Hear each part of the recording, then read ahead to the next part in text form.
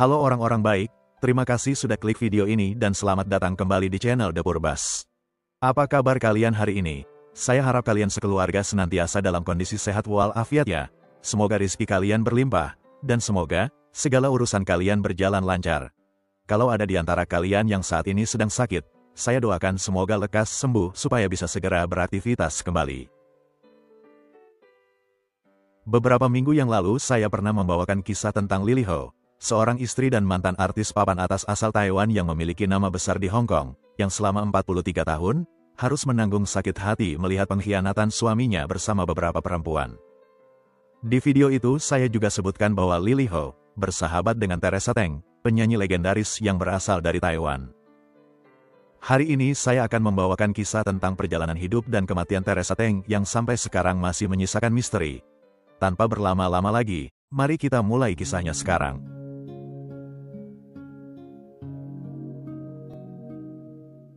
Pada tanggal 28 Mei tahun 1995, sebuah prosesi pemakaman digelar secara besar-besaran di kota Taipei, yang menarik banyak orang datang ke rumah duka untuk memberikan penghormatan terakhir. Saking banyaknya orang yang datang, acara yang awalnya dijadwalkan selama 3 hari diperpanjang sampai 3 minggu. Tercatat ada lebih dari 200.000 pelayat yang datang dan memberikan penghormatan terakhir bagi mendiang, baik itu dari kalangan kerabat keluarga, teman-teman, masyarakat, tokoh-tokoh terkenal dari dunia bisnis dan hiburan, bahkan tokoh politik dan pemimpin partai. Peti mati mendiang dipesan khusus dari Amerika Serikat menggunakan kombinasi baja dan kristal transparan dilapisi dengan interior berbahan beludru yang mewah. Peti itu didesain khusus agar jasad mendiang bisa awet sampai berpuluh-puluh tahun kemudian. Yang lebih mengejutkan lagi dari prosesi pemakaman ini, peti mati mendiang selanjutnya diarak oleh puluhan tentara Taiwan, selayaknya upacara pemakaman pejabat penting negara atau perwira berpangkat tinggi. Mendiang yang saya sebutkan sedari tadi adalah Teresa Teng, mahadiva lintas generasi yang memiliki pengaruh besar di berbagai negara khususnya di benua Asia. Bahkan ada ungkapan yang menyebutkan, dimanapun ada orang Cina, di situ pasti akan terdengar lagu Teresa Teng. Suara Teresa Teng melalui musik dan lagunya bergema di seluruh penjuru Taiwan dan daratan Cina, bahkan menyebar hingga ke negara-negara lain di Asia seperti Hong Kong, Malaysia, Jepang, Singapura, dan Indonesia. Sekali lagi seperti yang sudah saya sebutkan tadi, dimanapun ada orang Cina, di situ pasti terdengar lagu Teresa Teng. Pada era tahun 70 hingga 80-an, Teresa Teng membuat revolusi musik dengan suara dan penampilannya yang lembut dan syahdu. Sebagai catatan saja bahwa di masa itu, lagu-lagu yang muncul di televisi dan radio didominasi dengan musik yang bersifat formal dan kaku, bahkan ramalan cuaca dibawakan dengan cara yang tegang dan intens. Kemunculan Teresa Teng yang lembut dan ekspresif membuat orang-orang yang mendengarnya menyadari bahwa musik bisa dinikmati dengan gaya yang sederhana, bahwa hidup penuh dengan emosi yang beraneka ragam, kadang santai, kadang syahdu, kadang hangat penuh cinta. Diberitakan bahwa pada masa itu, pemerintah Cina daratan sampai melarang lagu-lagu Teresa Teng beredar, karena dianggap bertentangan dengan nilai-nilai moral Partai Komunis. Tapi masyarakat Cina secara diam-diam terus mendengarkan lagu-lagu Teresa Teng.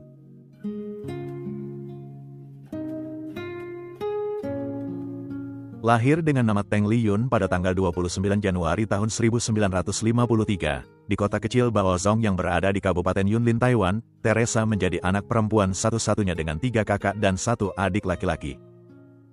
Ayahnya yang bernama Deng Su, adalah seorang tentara yang berasal dari Provinsi Hebei, Cina, sementara ibunya adalah aktris opera Huang Mei yang berasal dari Provinsi Shandong, Cina.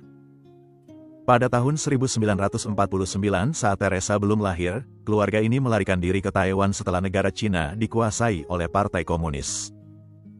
Teresa Teng lahir di tengah-tengah kemiskinan yang melanda Taiwan pada saat itu. Keluarga mereka menetap di pemukiman militer di Kabupaten Yunlin, dan setelah sang ayah pensiun pada tahun 57, pria ini menghidupi keluarganya dengan menjadi penjual kue. Teresa Teng sudah terpapar musik sejak usia dini, di mana kedua orang tuanya memang sama-sama menyukai kesenian opera tradisional yang selalu dibawakan dengan iringan musik dan lagu. Diceritakan bahwa pada usia 5 tahun, Teresa kecil sudah bisa menyanyikan sebuah lagu secara lengkap dengan hanya mendengar lagu tersebut 2 kali saja. Menyadari bakat putri satu-satunya, Ibu Teresa berkata kepada sang suami agar mendaftarkan Teresa kursus menyanyi. Karena mereka tidak punya uang dan saat itu belum ada tempat untuk kursus menyanyi, sang ayah selanjutnya membawa Teresa bertemu dengan seorang kenalannya, yaitu pemimpin band Angkatan Udara Taiwan. Sebagai catatan saja, pada era tahun 50-an, Taiwan berada di bawah situasi darurat militer karena konflik perang saudara dengan Cina Daratan yang diambil alih oleh Partai Komunis, sementara Taiwan dikuasai oleh Partai Kuomintang yang anti-komunis. Di bawah bimbingan pemimpin band, Teresa kecil mulai diperkenalkan dan tampil di atas panggung untuk menghibur para tentara. Pertunjukan ini terus dia lakukan hingga ke masa dewasa yang membuatnya memiliki tempat spesial di kalangan militer Taiwan, sampai-sampai Teresa dijuluki sebagai calon istri idaman seluruh tentara Taiwan.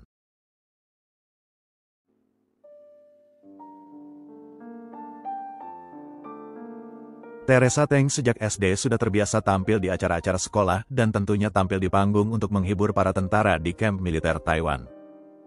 Pada tahun 1964, Teresa yang berusia 11 tahun berpartisipasi dalam lomba menyanyi yang diadakan stasiun TV lokal, di mana dia berhasil memenangkan posisi juara pertama. Di tahun berikutnya, Teresa yang berusia 12 tahun kembali memenangkan kompetisi menyanyi di Festival Golden Horse yang diadakan di Taipei. Sejak saat itu, vokal merdunya mulai dilirik oleh banyak pengusaha karaoke dan restoran kelas atas di kota Taipei. Suaranya yang bersih dan penampilannya yang melankolis, berhasil mengantarkan Teresa ke puncak ketenaran di awal karirnya. Dalam satu hari saja, Teresa bisa tampil membawakan sebuah lagu di 6 tempat yang berbeda, dengan bayaran yang cukup besar untuk anak berusia 12 tahunan. Disebutkan bahwa penghasilan bulanan Teresa saat itu mencapai $6.000 Taiwan atau sekitar 3 juta rupiah, sementara penghasilan orang tuanya hanya sekitar $2.000 Taiwan saja, atau sepertiga dari penghasilan Teresa. Pada tahun 1969, Teresa yang belum genap berusia 16 tahun mencoba peruntungannya dengan tampil sebagai aktris pendukung di sebuah serial televisi. Menyusul tak lama kemudian masih di tahun yang sama, Teresa berhasil mendapatkan peran utama dalam sebuah film.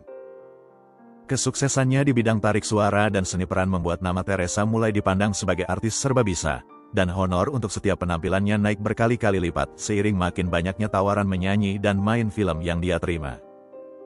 Pada tahun 1971, Teresa yang berusia 18 tahun menggunakan tabungannya untuk membeli sebuah villa besar untuknya dan seluruh anggota keluarganya. Setelah berhasil memberikan kehidupan yang layak untuk orang tua dan saudara-saudaranya, rejeki Teresa makin bertambah dan karirnya makin bersinar, di mana sejak tahun 72, Teresa mulai melakukan tur internasional dengan tampil menyanyi di negara Malaysia, Singapura, dan Thailand. Di masa-masa itulah, dia kemudian bertemu dengan Lim Zenfa, seorang pengusaha muda berusia 24 tahun, pemilik pabrik kertas dan putra dari konglomerat kasino asal Malaysia. Saat itu Teresa diundang untuk tampil dalam acara grand opening sebuah hotel di Malaysia. Yang anehnya, selama 3 hari berturut-turut, Teresa mendapati bahwa 3 baris pertama dari kursi penonton diisi oleh orang-orang yang sama. Barulah di kemudian hari, Teresa mengetahui bahwa seorang pengusaha muda bernama Lim Zenfa adalah penggemar beratnya, dan pria itu ternyata membuking 3 baris pertama kursi penonton selama 45 hari berturut-turut. Lim Zenfa mengajak keluarga dan teman-temannya untuk menonton penampilan Teresa. Lim Zenfa yang saat itu berusia 5 tahun lebih tua dari Teresa, memiliki hobi bermain biola dan menunggang kuda, jadi dia sering mengajak Teresa untuk menunggang kuda dan bermain biola. Tentunya selain itu, mereka juga sering menghabiskan waktu bersama dengan makan malam di restoran-restoran mewah. Uniknya di sini, alih-alih memesan makanan mewah ala bangsawan Eropa, Lim Zenfa malah lebih suka menyantap makanan favorit Teresa, yaitu mie beras dan ceker ayam, yang mana hal ini membuat Teresa terpikat dan tak lama kemudian mereka memutuskan untuk menjalin cinta. Namun sayangnya, sebelum bertemu dengan pria idamannya, Teresa sudah terlanjur menandatangani kontrak rekaman dengan perusahaan asal Jepang. Jadi pada tahun 73, Teresa harus berpisah untuk sementara waktu dengan Lim Zenfa dan terbang ke Tokyo, Jepang demi mengembangkan karir musiknya.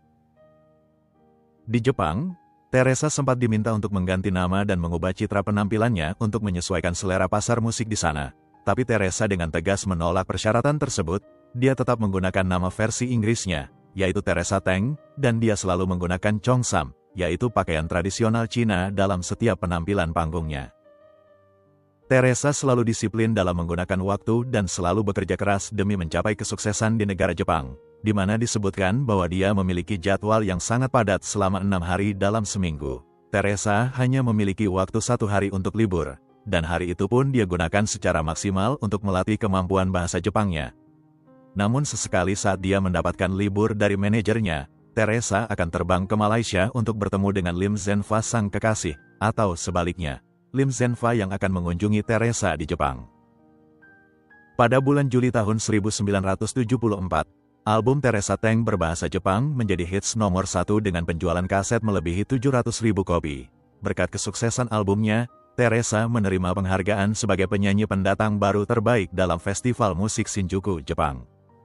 Namun saat karirnya sedang melambung tinggi, pada suatu malam di tahun 78, Teresa menerima sebuah pesan telegram yang mengatakan bahwa Lim Zenfa mengalami serangan jantung dan dilarikan ke rumah sakit dalam kondisi kritis.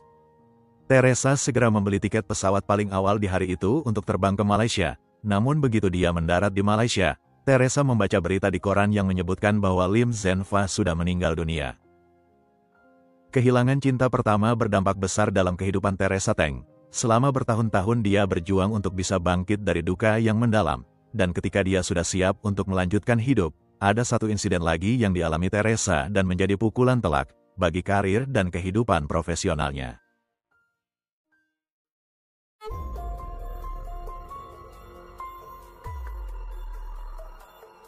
Pada tanggal 18 Februari tahun 1979, surat kabar di seluruh Jepang menerbitkan berita yang mengejutkan bahwa Teresa Teng ditahan oleh kantor imigrasi Tokyo karena dia melanggar hukum imigrasi Jepang, dan pihak berwenang memutuskan untuk melakukan investigasi menyeluruh terhadap insiden tersebut. Latar belakang dari penangkapan ini adalah, pada tanggal 13 Februari tahun 1979 jam 4 sore lewat 10 menit waktu lokal, Teresa melakukan perjalanan via udara dari Hong Kong dan mendarat di Bandara Taipei. Seharusnya dia direncanakan langsung melanjutkan penerbangan ke Jepang karena dia ada jadwal rekaman dan konser di keesokan harinya. Namun sayangnya, Teresa sebelumnya tidak membeli tiket paralel dan dia tidak berhasil mendapatkan tiket penerbangan menuju Jepang.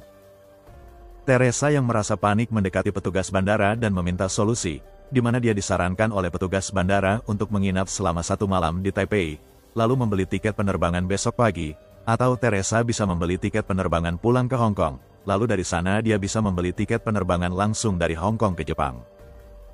Dua opsi itu sama-sama tidak memungkinkan untuk Teresa, karena sekali lagi, dia ada jadwal rekaman dan konser besok, jadi kalau dia kembali ke Hong Kong lagi dan membeli tiket penerbangan langsung ke Tokyo, pasti akan memakan waktu dan dia tidak akan sempat tiba di Jepang tepat waktu. Opsi menginap di Taiwan juga dirasa lebih tidak mungkin lagi, karena imigrasi Taiwan mengatur bahwa siapapun warga negara mereka yang baru pulang dari luar negeri, setidaknya harus berada di dalam negara Taiwan selama 2 minggu sebelum bisa melakukan perjalanan ke luar negeri berikutnya. Kalau Teresa menginap selama 1 malam di Taipei, maka berarti dia sudah pulang dari luar negeri, tidak bisa dianggap sebagai penumpang yang transit dari Hong Kong menuju Jepang.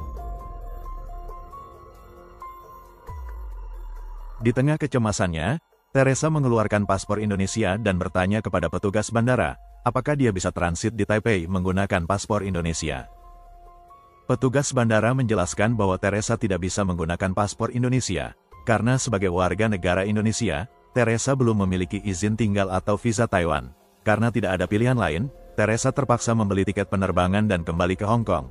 Barulah keesokan harinya pada tanggal 14 Februari tahun 1979, dia naik pesawat dari Hong Kong ke Jepang, dan begitu dia melewati imigrasi Jepang, Teresa sekali lagi menggunakan paspor Indonesia untuk masuk ke negara tersebut. Entah apakah dia memang memiliki izin tinggal di Jepang sebagai warga negara Indonesia, atau entah bagaimana situasi yang sebenarnya pada saat itu. Yang pasti, di antrian imigrasi kebetulan ada seorang reporter yang sebelumnya berada di pesawat yang sama dengan Teresa. Orang itu diam-diam mencatat nomor paspor Teresa dan melapor ke lembaga resmi terkait untuk memverifikasi keaslian paspor tersebut. Pada tanggal 16 Februari tahun 1979, Kedutaan Besar Indonesia untuk Jepang mengkonfirmasi bahwa Teresa Teng tidak pernah berimigrasi dan menjadi warga negara Indonesia, jadi paspor yang dia gunakan adalah palsu.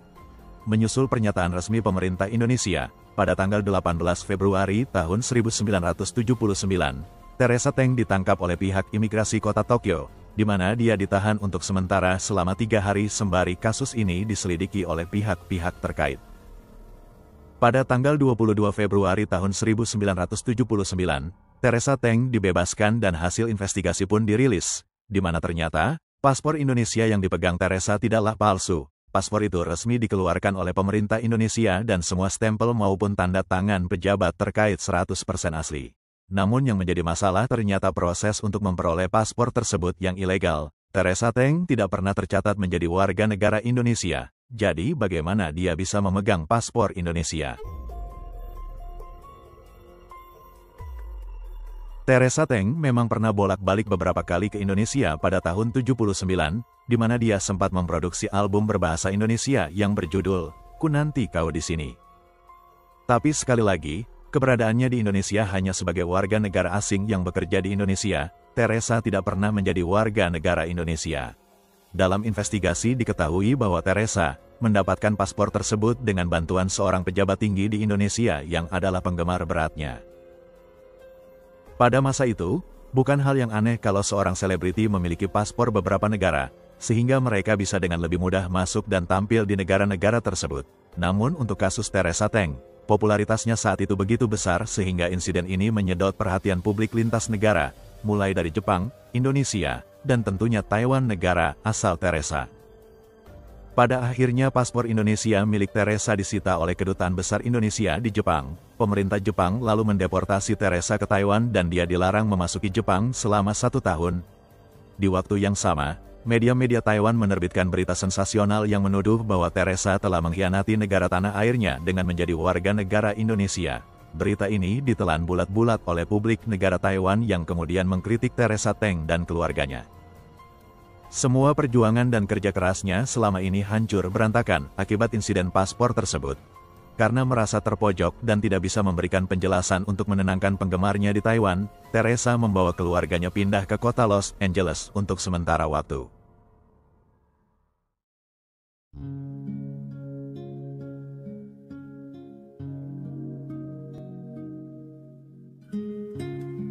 Di negara Amerika Serikat ini, Teresa memutuskan untuk vakum dari dunia tarik suara dan melanjutkan pendidikan di Universitas California Los Angeles, di mana dia mengambil beberapa program atau kursus singkat, yaitu bahasa Inggris, bahasa Jepang, biologi, dan matematika.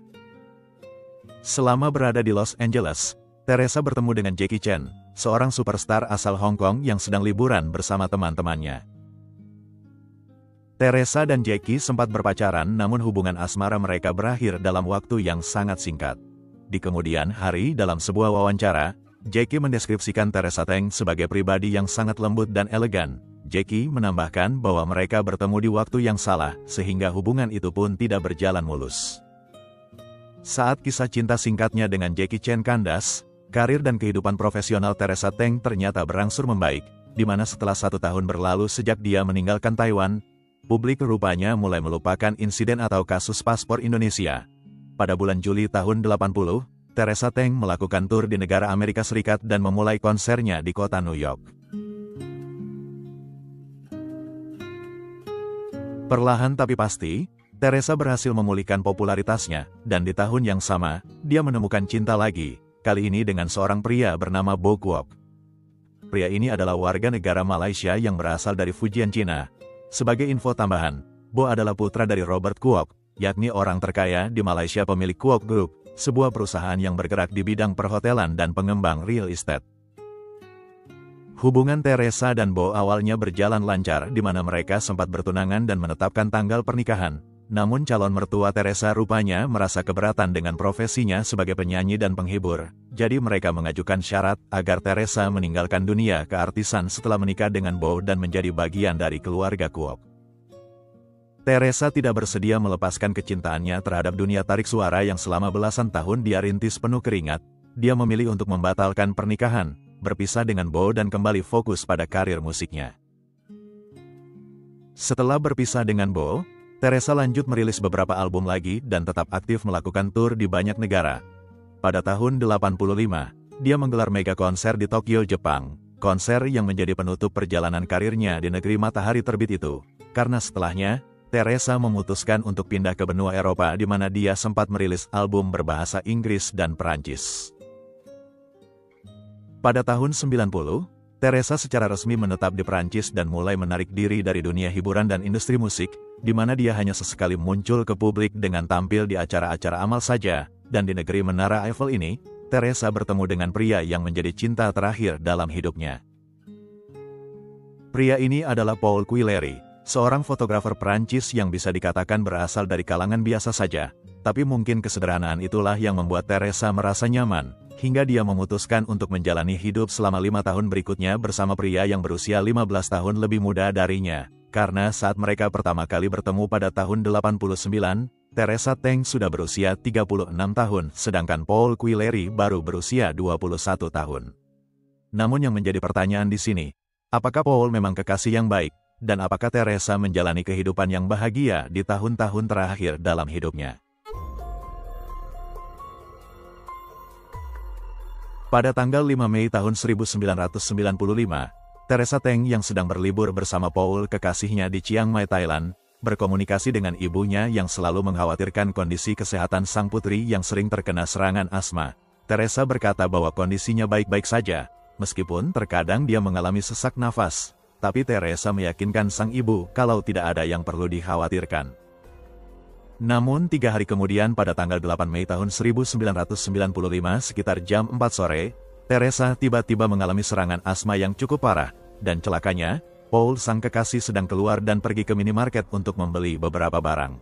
Sementara itu di kamar hotel, Teresa sedang berjuang mencari obat asmanya, tapi saat Teresa menemukan obatnya, ternyata botol itu kosong tak bersisa lagi. Teresa yang panik berusaha keluar dari kamar untuk mencari bantuan, tapi dia ambruk di lantai koridor hotel sekitar 10 meter dari pintu kamarnya. Kebetulan ada seorang wanita muda yang lewat dan menemukan Teresa dalam kondisi setengah sadar sambil merintih memanggil-manggil ibunya. Wanita itu segera memberitahu staf hotel dan ambulans pun dihubungi. Tapi naasnya, sore itu bisa dikatakan adalah jam-jam sibuk dan ambulans terjebak macet selama 20 menit sebelum tiba di hotel. Begitupun saat membawa Teresa ke rumah sakit, mobil ambulans kembali terhalang karena padatnya kendaraan di jalan raya. Selama kurang lebih 45 menit di dalam perjalanan, para medis berusaha menyelamatkan nyawa Teresa dengan melakukan CPR. Namun upaya mereka ternyata gagal dan Teresa dinyatakan sudah meninggal saat ambulans akhirnya tiba di rumah sakit. Pihak rumah sakit memberikan pernyataan resmi bahwa Teresa meninggal pada jam 17.30 waktu setempat. Teresa Teng menghembuskan nafas terakhir di usia 42 tahun akibat serangan jantung yang disebabkan oleh penyakit asmanya.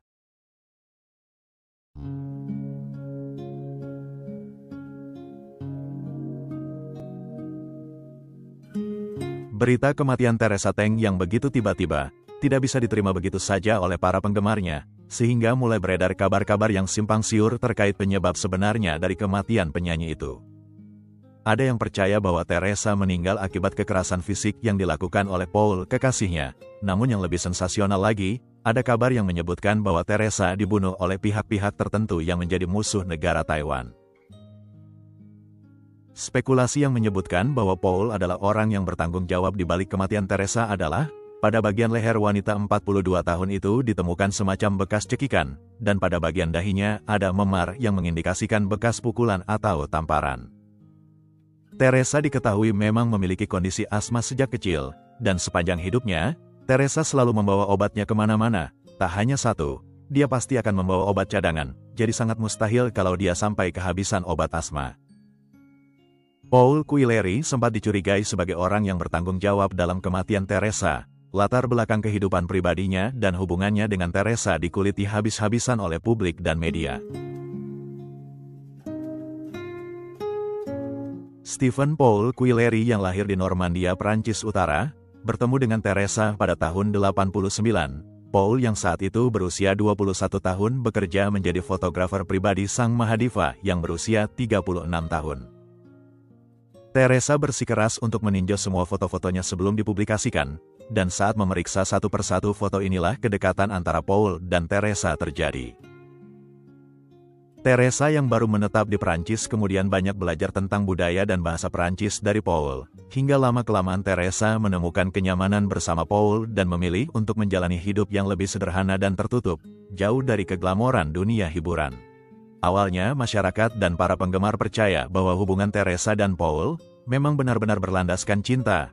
Namun setelah kematian Teresa, satu persatu detail mulai terungkap dan memberikan gambaran yang berbeda, bahwa Paul sebenarnya tidak tulus mencintai Teresa, motifnya menjadi kekasih sang diva. tak lebih karena ingin memanfaatkan ketenaran dan kekayaan Teresa saja.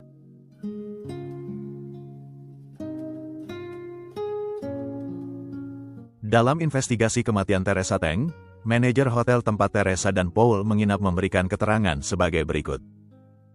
Saat Teresa dilarikan ke rumah sakit, Paul pulang ke hotel dan diberitahu bahwa kekasihnya dibawa ke rumah sakit dalam kondisi kritis. Namun alih-alih merasa cemas atau panik, pria 27 tahun itu malah terlihat acuh dan melangkah santai ke kamar hotelnya. Dan yang lebih mengejutkan lagi, saat pihak rumah sakit mengeluarkan pernyataan resmi terkait kematian kekasihnya, Paul masih berada di dalam kamar hotel dan sedang tidur pulas. Selanjutnya dalam sebuah wawancara, Paul terlihat santai dan sama sekali tidak menunjukkan tanda-tanda kesedihan atas kematian kekasihnya. Sikapnya itu membuat si pewawancara merasa sangat kesal, di mana di kemudian hari, si pewawancara ini mengaku bahwa saat itu rasanya dia ingin menghajar wajah Paul menggunakan kamera, dan rasanya dia ingin menghentikan wawancara saat itu juga. Terkait tanda-tanda bekas cekikan di leher dan pukulan di wajah Teresa, publik merasa yakin bahwa telah terjadi pertengkaran fisik di antara pasangan kekasih itu sebelum akhirnya Paul meninggalkan kamar hotel dan Teresa mengalami serangan asma. Publik dan media berspekulasi bahwa cekikan atau pukulan itulah yang menyebabkan serangan asma tersebut, yang selanjutnya memicu serangan jantung hingga menyebabkan kematian Teresa Teng. Tapi apakah benar telah terjadi pertengkaran fisik pada sore hari itu? Tidak benar-benar bisa dipastikan, karena ternyata, Paul meminta agar dokter tidak melakukan otopsi terhadap Teresa, dengan alasan bahwa dia ingin tubuh Teresa dimakamkan dalam keadaan utuh, tanpa bekas luka, sayatan, atau jahitan akibat proses otopsi. Jasad Teresa kemudian dikirim pulang ke Taiwan dan disemayamkan seperti yang sudah saya ceritakan di awal video ini. Proses duka hingga pemakaman berlangsung selama 3 minggu dan dihadiri tak kurang dari 200.000 pelayat dari berbagai macam golongan, mulai dari rakyat biasa yang menjadi penggemar Teresa, sampai dengan para pejabat tinggi negara dan para pemimpin partai. Pemakaman Teresa Teng juga digelar layaknya pemakaman tokoh penting atau pahlawan negara yang diarak oleh puluhan tentara. Hal inilah yang memunculkan spekulasi kedua, bahwa sejatinya, Teresa bukan orang biasa saja, melainkan seorang agen mata-mata negara Taiwan yang berkedok sebagai penyanyi lintas negara.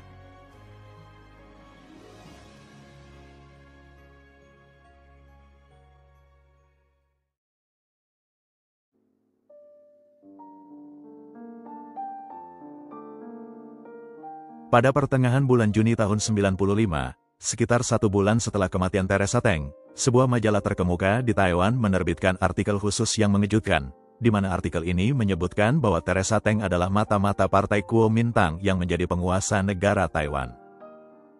Selama ini tidak ada satupun orang yang tahu tentang profesi rahasia Teresa Teng termasuk keluarganya sendiri, karena sepanjang karirnya sebagai mata-mata sejak tahun 69, Teresa Teng hanya berkomunikasi dengan satu orang saja, yaitu Direktur Wu Kepala Biro Keamanan Negara Taiwan. Latar belakang dari cerita ini adalah sebagai berikut. Pada musim panas tahun 68, Teresa Teng menerima undangan untuk tampil di konser amal yang diadakan Teater Nasional Singapura.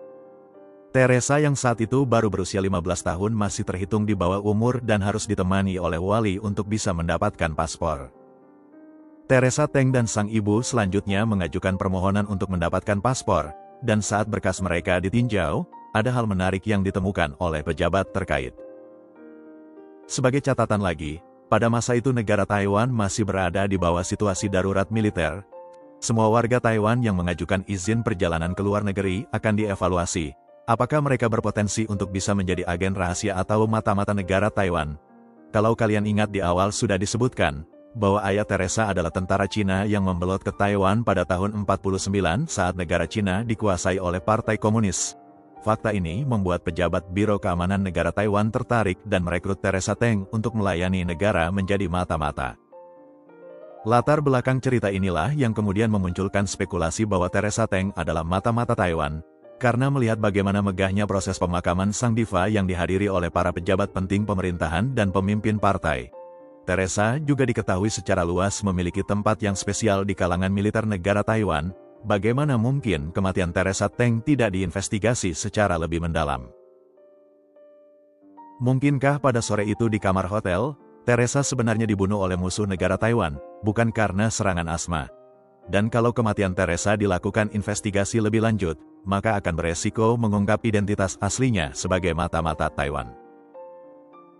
Adik Teresa kemudian muncul ke publik dan membantah keras tudingan terhadap kakaknya, di mana dia mengklaim bahwa artikel itu ditulis dan dirilis tanpa izin atau melakukan wawancara terlebih dahulu dengan keluarga mereka, dan artikel itu adalah penghinaan besar bagi hidup dan perjalanan karir Teresa Teng.